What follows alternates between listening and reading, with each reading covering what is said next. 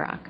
I think that the point of this is not just to bash Obama. I mean, the point I've been trying to make is that Obama needs more than super fans. He needs pressure from his base because he has all the energy of the anti-war movement and the anti-war infrastructure. I mean, you've got groups like Move On that really built their infrastructure out of the huge anger and desire for change around Iraq.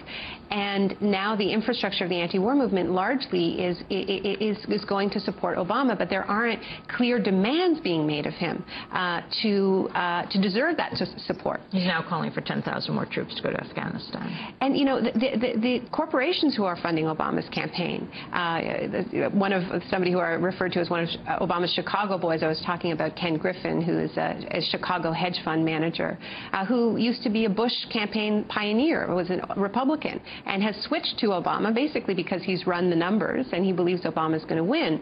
But I think what we have to understand is with all the Wall Street money coming to Obama, with the weapons money coming to Obama, with the hedge fund money coming to Obama, these players have leverage. They can go to the Republicans, and so what's the leverage of the anti-war movement?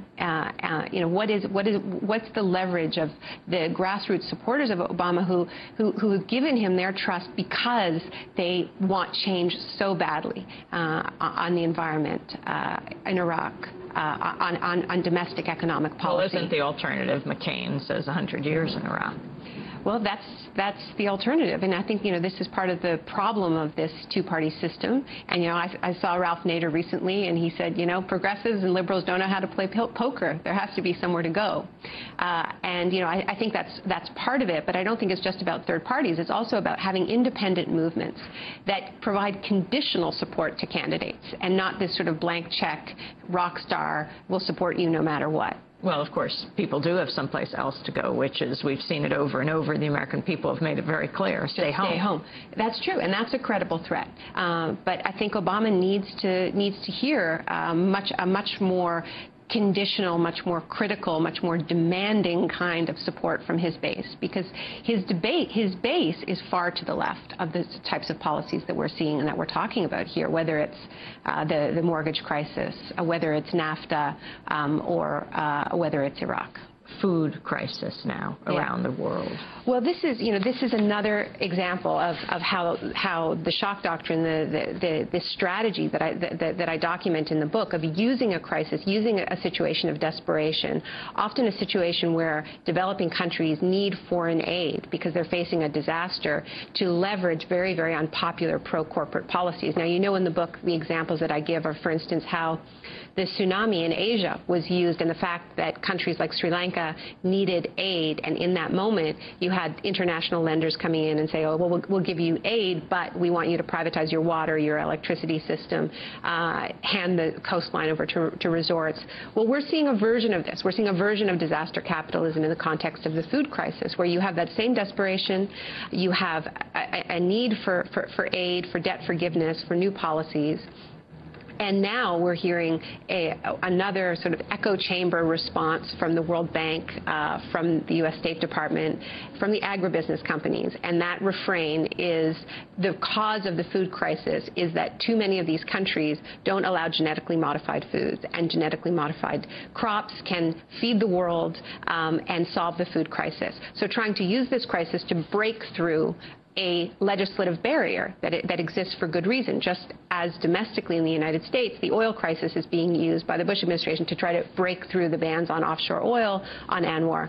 So now we have this other talking point that we're hearing again and again, which is genetically modified foods can feed the world. There is no scientific evidence for this, quite the opposite. Genetically modified seeds do not increase yields for crops. They increase profits for agribusiness companies. They simplify farming, but they don't increase yields, and in many cases they decrease yields. Because this is actually not what they're genetically modified to do. I mean, if you think about Roundup Ready, I mean, what it's genetically modified to do is be compatible. The soy and the fertilizer. Yeah, to be compatible with Monsanto's fertilizer. It's not about increasing. It's not about increasing crop yields, and they haven't actually figured out the technology for how to increase crop yields.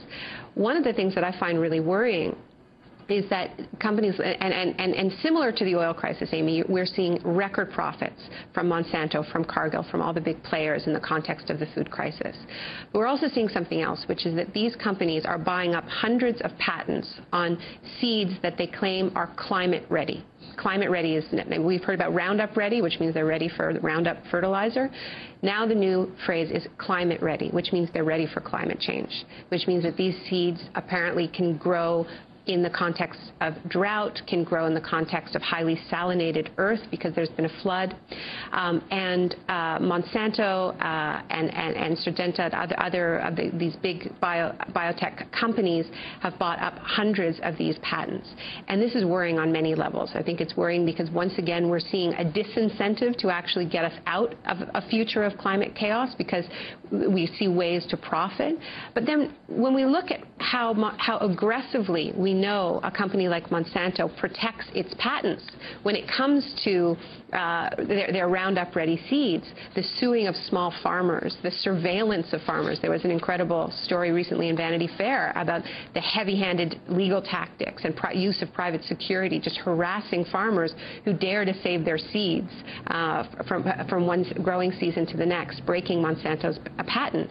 So if they really are developing seeds that are climate ready and they're also patenting them and buying them up, then really what we're seeing is not a future of feeding the world, but once again, a future of kind of climate apartheid, where it becomes less accessible and more expensive to have the crops that will grow in this future. And so I think people need to identify this right away.